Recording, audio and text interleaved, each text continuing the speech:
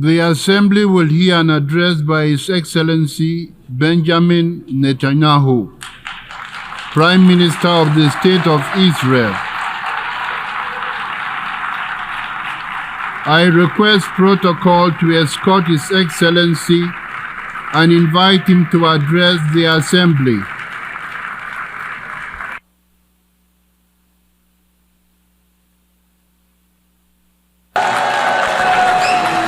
Order, please. Ladies and gentlemen, order.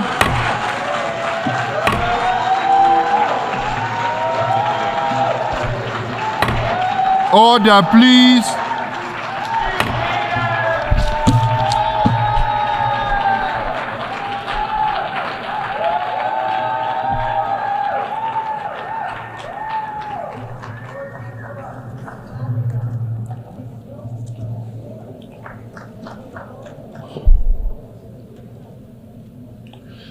Mr. President, ladies and gentlemen, I didn't intend to come here this year. My country is at war, fighting for its life.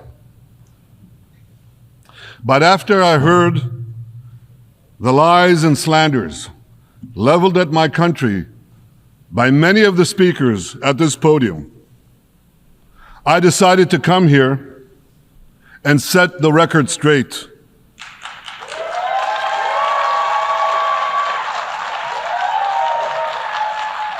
I decided to come here to speak for my people, to speak for my country, to speak for the truth. And here's the truth. Israel seeks peace. Israel yearns for peace.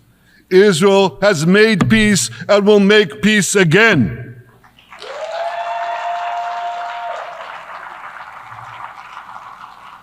Yet we face savage enemies who seek our annihilation, and we must defend ourselves against these savage murderers.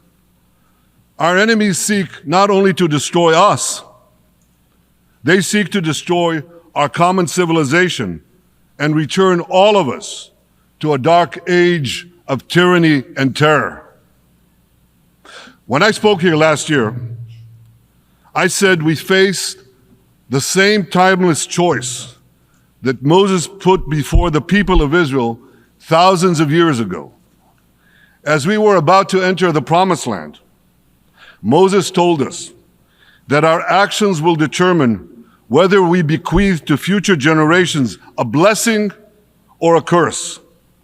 And that is the choice we face today. The curse of Iran's unremitting aggression, or the blessing of a historic reconciliation between Arab and Jew.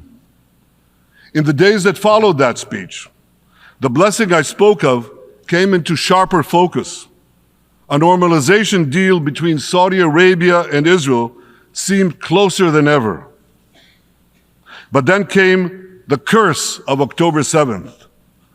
Thousands of Iranian-backed Hamas terrorists from Gaza burst into Israel in pickup trucks, on motorcycles, and they committed unimaginable atrocities. They savagely murdered 1,200 people. They raped and mutilated women. They beheaded men. They burned babies alive. They burnt entire families alive, babies, children, parents, grandparents, in scenes reminiscent of the Nazi Holocaust. Hamas kidnapped 251 people from dozens of different countries, dragging them into the dungeons of Gaza. Israel has brought home 154 of these hostages, including 117 who returned alive. I want to assure you, we will not rest until the remaining hostages are brought home too. And some of their family members are here with us today. I ask you to stand up.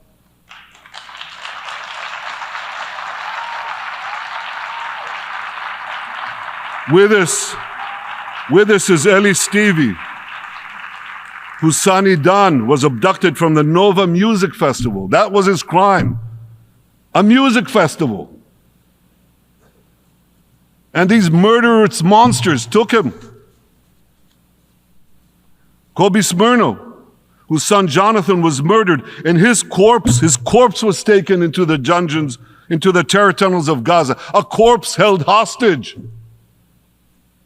Salim al-Atrash, whose brother Muhammad, a brave Arab-Israeli soldier, was murdered. His body too was taken to Gaza. And so was the body of Ifat Hyman's daughter in Bar, who was brutally murdered at that same music festival. With us is Sharon Sharabi, whose brother Yossi was murdered, and who prays for his older brother Eli, who is still held hostage in Gaza. And with us too is Izhar Liftich from Kibbutz Nir Oz, a kibbutz that was wiped out by the terrorists. Thankfully, we achieved the release of his mother Yocheved, but his father Oded is still languishing in an underground terrorist hell of Hamas. I again promise you, we will return your loved ones home. We will not spare that effort until this holy mission is accomplished.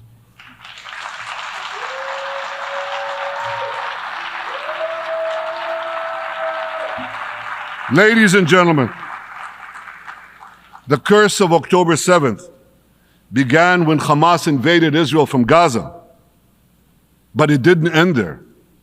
Israel was soon forced to defend itself on 6 more war fronts organized by Iran. On October 8th, Hezbollah attacked us from Lebanon. Since then, they fired over 8,000 rockets at our towns and cities, at our civilians, at our children. 2 weeks later, the Iran-backed Houthis in Yemen launched drones and missiles at Israel, the first of 250 such attacks, including one yesterday aimed at Tel Aviv. Iran's Shiite militias in Syria and Iraq have targeted Israel dozens of times over the past year as well. Fueled by Iran, Palestinian terrorists in Judea and Samaria perpetrated scores of attacks there and throughout Israel. And last April, for the first time ever, Iran directly attacked Israel from its own territory, firing 300 drones, cruise missiles, and ballistic missiles at us. I have a message for the tyrants of Tehran. If you strike us, we will strike you. There is no place.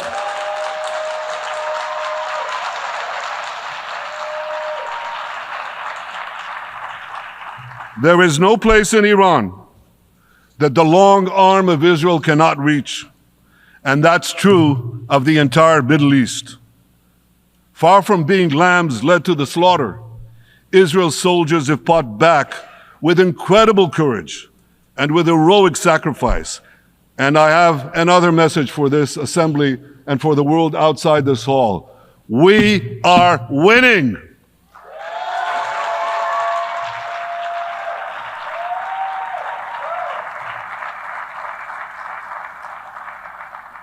Ladies and gentlemen, as Israel defends itself against Iran in the seven-front war, the line separating the blessing and the curse could not be more clear.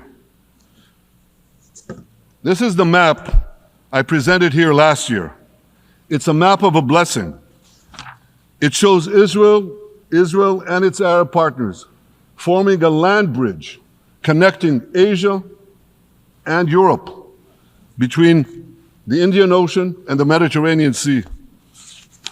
Across this bridge, we will lay rail lines, energy pipelines, fiber optic cables, and this will serve the betterment of 2 billion people. Now look at this second map. It's a map. Look at the second map. It's a map of a curse.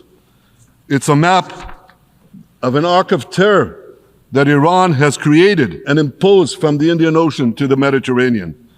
Iran's malignant arc has shut down international waterways.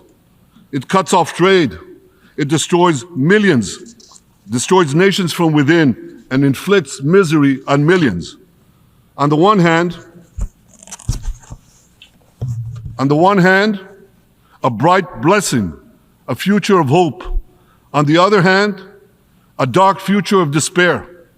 And if you think this dark map is only a curse for Israel, if you think that, then you should think again.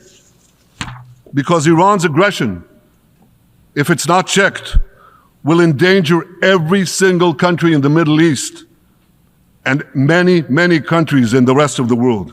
Because Iran seeks to impose its radicalism well beyond the Middle East.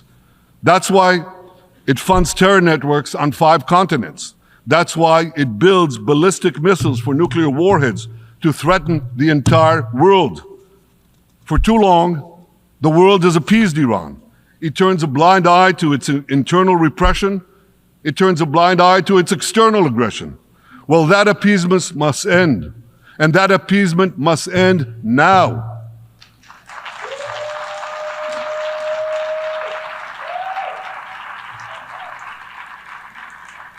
Nations of the world should support the brave people of Iran who want to rid themselves of this evil regime.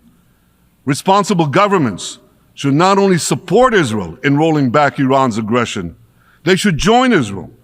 They should join Israel in stopping Iran's nuclear weapons program. In this body, in the Security Council, we're going to have a deliberation in a few months.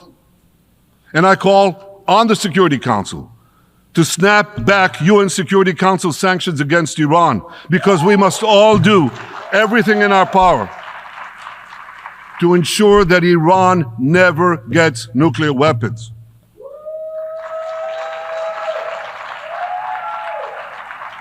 For decades, I've been warning the world against Iran's nuclear program. Our actions delayed this program by perhaps a decade, but we haven't stopped it. We've delayed it, but we haven't stopped it. Iran now seeks to weaponize its nuclear program for the sake of the peace and security of all your countries. For the sake of the peace and security of the entire world, we must not let that happen. And I assure you, Israel will do everything in its power to make sure it doesn't happen.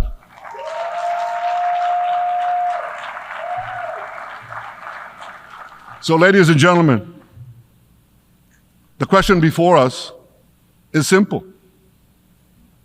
Which of these 2 maps that I showed you will shape our future?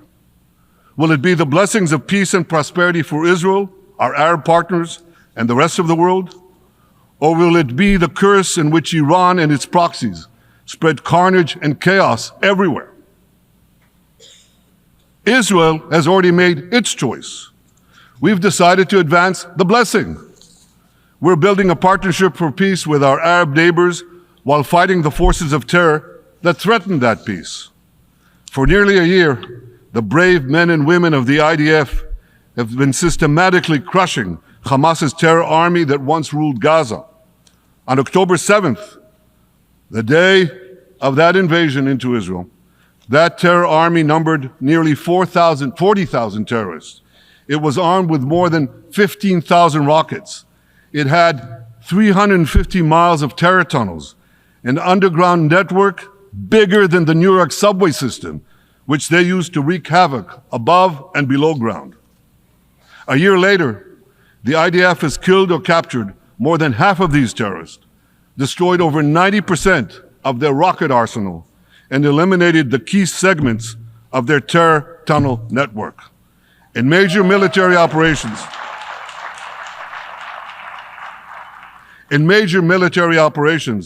we destroyed nearly all of Hamas's terror battalions, 23 out of 24 battalions. Now, to complete our victory, we are focused on mopping up Hamas's remaining fighting capabilities.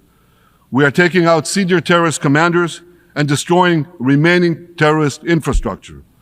But all the while, and I'll say this one more time, we remain focused on our sacred mission, bringing our hostages home, and we will not stop until that mission is complete. Now, ladies and gentlemen, even with Hamas's greatly diminished military capability, The terrorists still exercise some governing power in Gaza by stealing the food that we enable aid agencies to bring into Gaza. Hamas steals the food, and then they hike the prices. They feed their bellies, and then they fill their coffers with money that they extort from their own people. They sell the stolen food at exorbitant prices. And that's how they stay in power. Well, this too has to end, and we're working to bring it to an end.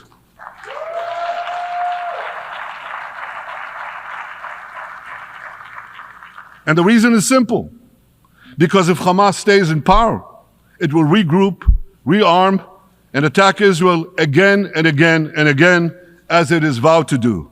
So Hamas has got to go.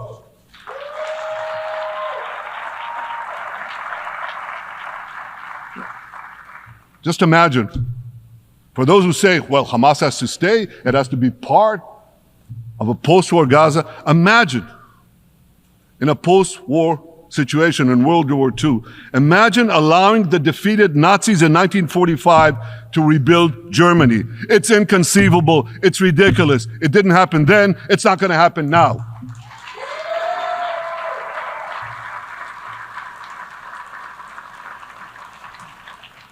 This is why Israel will reject any rule for Hamas in a post-war Gaza. We don't seek to resettle Gaza. What we seek is a demilitarized and de-radicalized Gaza. Only then can we ensure that this round of fighting will be the last round of fighting. We are ready to work with regional and other partners to support a local civilian administration in Gaza committed to peaceful coexistence. As for the hostages, I have a message for the Hamas captors.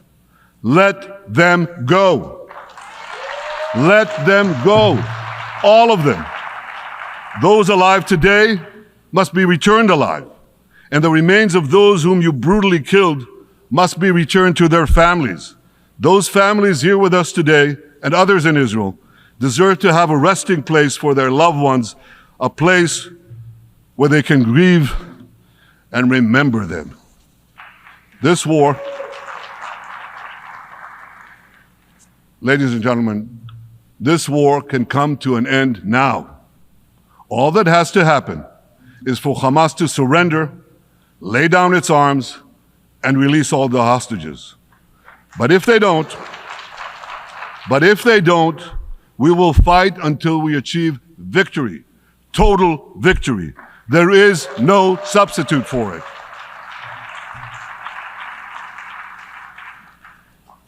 Israel must also defeat Hezbollah in Lebanon. Hezbollah is the quintessential terror organization in the world today. It has tentacles that span in all continents. It has murdered more Americans and more Frenchmen than any group except bin Laden. It's murdered the citizens of many countries represented in this room. And it has attacked Israel viciously over the last 20 years, in the last year, completely unprovoked. A day after the Hamas massacre, on October 7th, Hezbollah began attacks against Israel, which forced more than 60,000 Israelis on our northern border to leave their homes, becoming refugees in their own land. Hezbollah turned vibrant towns in the north of Israel into ghost towns. So I want you to think about this in equivalent American terms. Just imagine if terrorists turned El Paso and San Diego into ghost towns.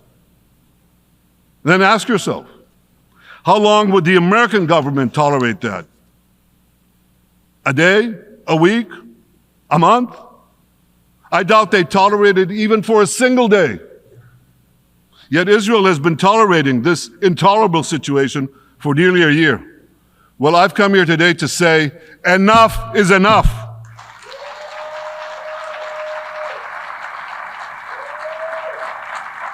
We won't rest until our citizens can return safely to their homes. We will not accept a terror army perched on our northern border, able to perpetrate another October 7th style massacre.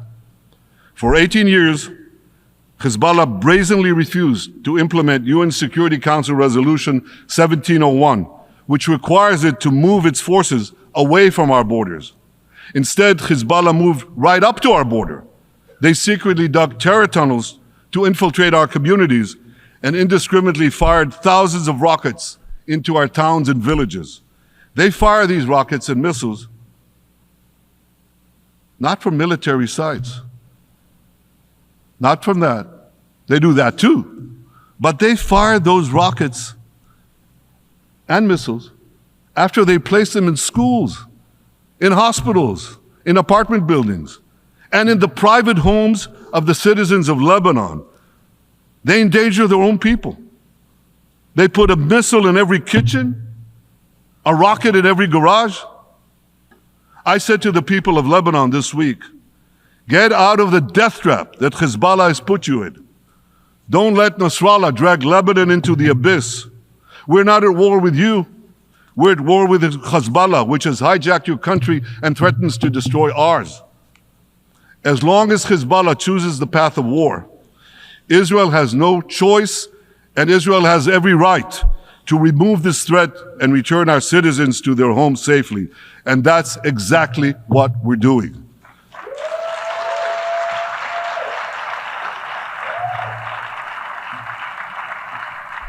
Just this week, the IDF destroyed large percentages of Hezbollah's rockets, which had built with Iran's funding for 3 decades. We took out senior military commanders who not only shed Israeli blood, but American and French blood as well. And then we took out their replacements, and then the replacements of their replacements. And we'll continue degrading Hezbollah until all our objectives are met.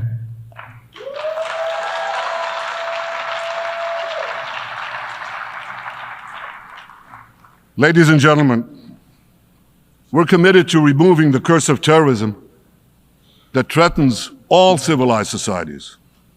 But to truly realize the blessing of a new Middle East, we must continue the path we paved with the Abraham Accords 4 years ago. Above all, this means achieving a historic peace agreement between Israel and Saudi Arabia.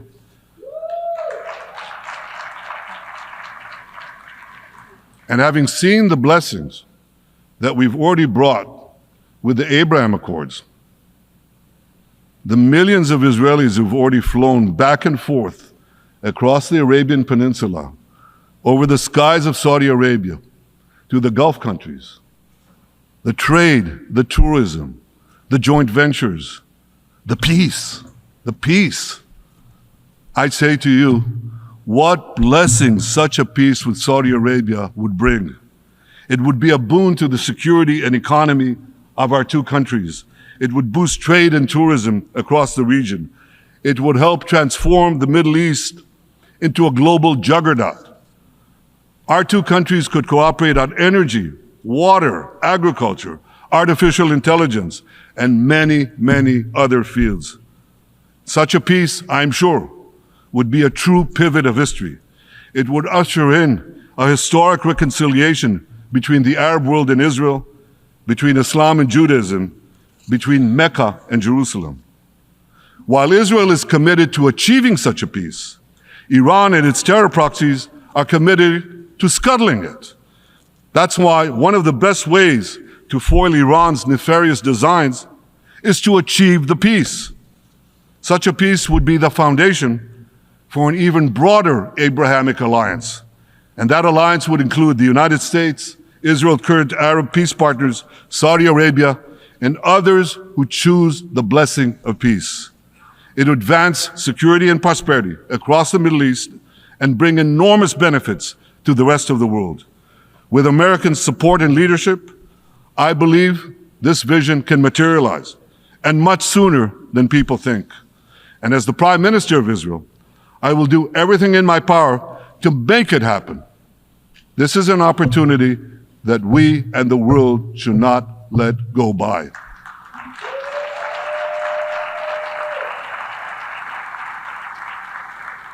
Ladies and gentlemen, Israel has made its choice. We seek to move forward to a bright age of prosperity and peace. Iran and its proxies have also made their choice. They want to move back to a dark age of terror and war. And now I have a question. And I pose that question to you. What choice will you make? Will your nation stand with Israel? Will you stand with democracy and peace? Or will you stand with Iran, a brutal dictatorship that subjugates its own people, exports terrorism across the globe? In this battle between good and evil, there must be no equivocation. When you stand with Israel, you stand for your own values and your own interests. Yes, we're defending ourselves, but we're also defending you against a common enemy that through violence and terror seeks to destroy our way of life. So there should be no confusion about this. But unfortunately, there is a lot of it in many countries and in this very hall, as I've just heard. Good is portrayed as evil, and evil is portrayed as good. We see this moral confusion when Israel is falsely accused of genocide, when we defend ourselves against enemies who try to commit genocide against us. We see this too when Israel is absurdly accused by the ICC prosecutor of deliberately starving Palestinians in Gaza. What an absurdity. We helped bring in 700,000 tons of food into Gaza. That's more than 3,000 calories a day for every man, woman, and child in Gaza. We see this moral confusion when Israel is falsely accused of deliberately targeting civilians. We don't want to see a single person, a single innocent person die. That's always a tragedy. And that's why we do so much to minimize civilian casualties, even as our enemies use civilians as human shields. And no army has done what Israel is doing to minimize civilian casualties. We drop flyers, we send text messages, we make phone calls by the millions to ensure that Palestinian civilians get out of harm's way. We spare no effort in this noble pursuit. We see yet another profound moral confusion when self-described progressives march against the democracy of Israel. Don't they realize they support the Iranian-backed goons in Tehran and in Gaza? The goons who gun down protesters, murder women for not covering their hair, and hang gays in public squares, some progressives. According to the U.S. Director of National Intelligence, Iran funds and fuels many of the protesters against Israel. Who knows, maybe some of the protesters, or even many of the protesters outside this building now. Ladies and gentlemen, King Solomon, who reigned in our eternal capital, Jerusalem, 3,000 years ago, proclaimed something that is familiar to all of you. He said, "There is nothing new under the sun." Well, in an age of space travel, quantum physics, and artificial intelligence, some would argue that's a debatable statement. But one thing is undeniable. There is definitely nothing new at the United Nations.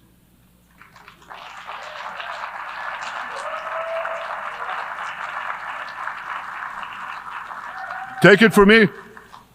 I first spoke from this podium as Israel's ambassador to the UN in 1984. That's exactly 40 years ago. And in my maiden speech here, I think it's the same podium, by the way. In my maiden speech here, I spoke against a proposal to expel Israel from this body. 4 decades later, I find myself defending Israel against that same preposterous proposal. And who's leading the charge this time? Not Hamas, but Abbas, Palestinian Authority President Mahmoud Abbas. This is the man who claims he wants peace with Israel. Yet he still refuses to condemn the horrific massacre of October 7th. He's still paying hundreds of millions to terrorists who murder Israelis and Americans. It's called pay for slay. The more you murder, the more you get paid.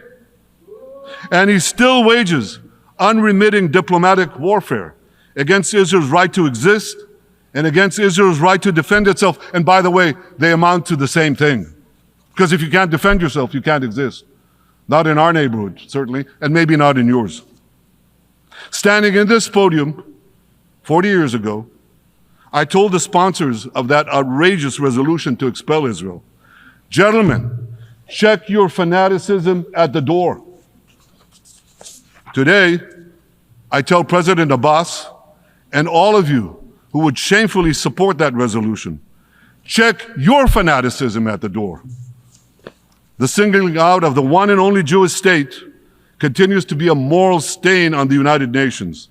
It has made this once respected institution contemptible in the eyes of decent people everywhere. But for the Palestinians, this UN House of Darkness is home court.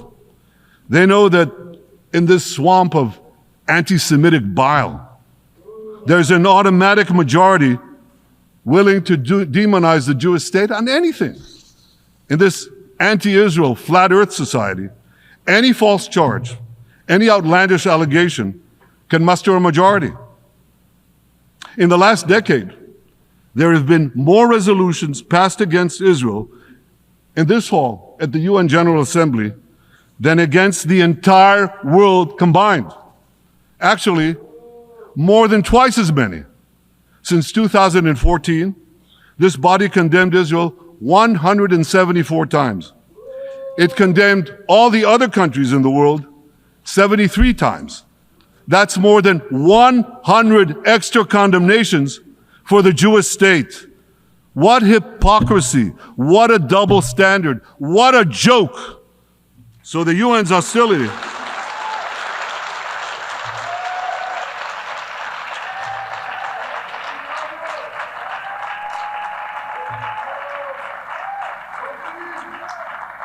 So all the speeches you heard today, all the hostility directed at Israel this year, it's not about Gaza. It's about Israel. It's always been about Israel's very existence. And I say to you, until the Jewish state is treated like other nations, until this anti-Semitic swamp is drained, the UN will be viewed by fair-minded people everywhere as nothing more than a contemptuous farce. Now, given the anti-Semitism at the UN, it should surprise no one that the prosecutor at the ICC, one of the UN's affiliated organs, is considering issuing arrest warrants against me and Israel's defense minister, the democratically elected leaders of the democratic state of Israel. The ICC prosecutors rushed to judgment. His refusal to treat Israel with its independent courts the way other democracies are treated is hard to explain by anything other than pure anti-Semitism. Ladies and gentlemen, the real war criminals are not in Israel. They're in Iran. They're in Gaza, in Syria, in Lebanon, in Yemen.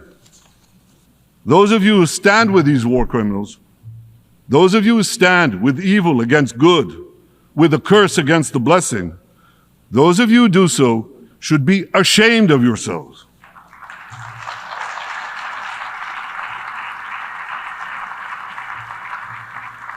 But I have a message for you. Israel will win this battle.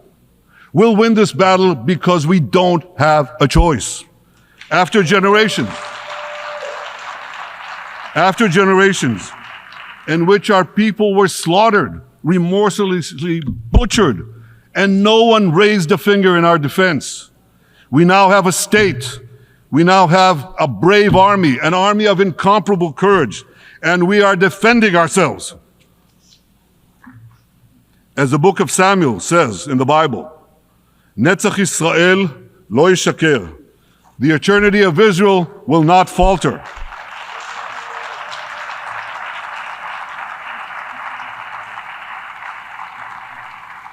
In the Jewish people's epic journey from antiquity, in our odyssey through the tempests and upheavals of modern times, that ancient promise has always been kept, and it will hold true for all time. To borrow a great poet's phrase, Israel will not go gently into that good night. We will never need to rage against the dying of the light, because the torch of Israel will forever shine bright.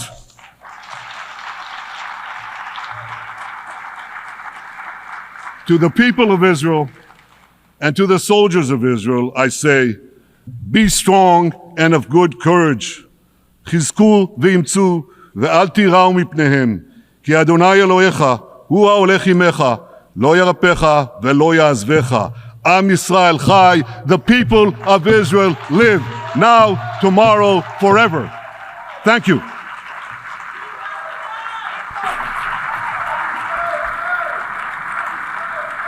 On behalf of the Assembly, I wish to thank the Prime Minister of the State of Israel. Stay ahead with our cutting-edge news app. Instantly access the latest shorts in just 1 minute and breaking news in just 50 words. Download now for a smarter, faster news experience.